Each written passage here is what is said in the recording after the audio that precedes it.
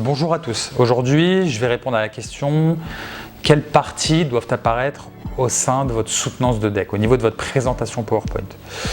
Alors, on a collaboré avec un coach qui nous a aiguillé sur justement les attentes du jury vis-à-vis de cette présentation. Donc, il y a une structure type qui bien évidemment va être personnalisée par rapport à votre problématique de deck. Mais cette structure type donc, va reprendre, on va dire, un cheminement, un fil conducteur qu'il est bon de suivre, valorisant, qualitatif et qui va, à travers lequel vous allez marquer des points. L'élément, c'est l'intérêt du sujet, très important. Quel a été l'intérêt du sujet? Quel a été l'intérêt d'aborder ce mémoire de deck? Donc, vous développez en quelques points quels ont été les principaux intérêts de ce mémoire de deck. Vous vendez en quelque sorte, encore une fois, la pertinence de votre mémoire pour la profession et pour l'épreuve. Deuxième élément, rappel de la problématique, des objectifs et des... Donc c'est également un élément important. Vous reposez les fondamentaux sur ce qui est également un des éléments les plus importants, à savoir les objectifs que vous vous êtes fixés au début, est-ce qu'ils ont été atteints, qu'est-ce qu'on a apporté et quelles ont été également les limites. Donc vous anticipez les observations du jury, c'est très bien, vous marquez des points. Donc vous présentez les limites également de votre travail. Troisième élément, c'est un peu l'élément central, le cœur de ce qui est attendu dans le cadre de votre mémoire de deck, c'est l'apport à la profession.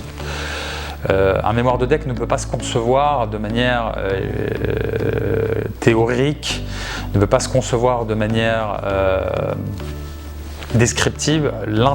Tout l'intérêt du mémoire de deck, c'est d'apporter de la valeur à l'expert comptable. C'est ce que vous apportez à la profession. Donc vous allez le rappeler ici. Et c'est là aussi où vous allez marquer des points. C'est très important de le rappeler et de mettre l'accent sur cet élément-là.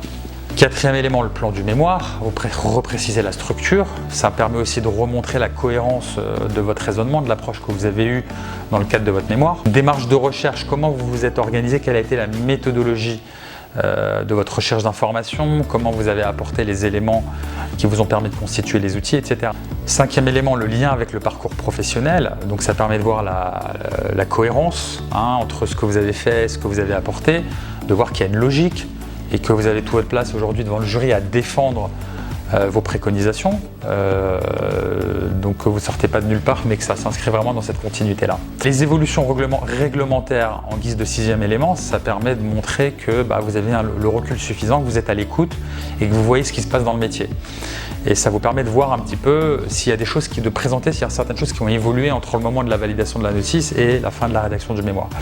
Donc c'est un élément qui est tout à fait pertinent et qu'il convient de présenter. Sachez qu'à peu près cette présentation peut se faire sur 10 slides, pas plus. Sachez que le temps est très limité et que mieux vaut faire quelques slides de qualité plutôt que d'en faire beaucoup, de ne pas les suivre, de dépasser le temps et de pousser le jury à lire les slides. Ce n'est pas le but. Le jury doit être concentré sur vous, de vous les présenter avec plaisir et avec un certain aspect, avec un certain dynamisme votre présentation et vos conclusions. Donc 10 slides, c'est parfait pour une présentation PowerPoint, pour votre mémoire de deck. Voilà, j'espère que cette vidéo va vous aider à réaliser votre support sur lequel vous allez vous appuyer pour la soutenance et je vous souhaite bon courage pour votre soutenance de deck.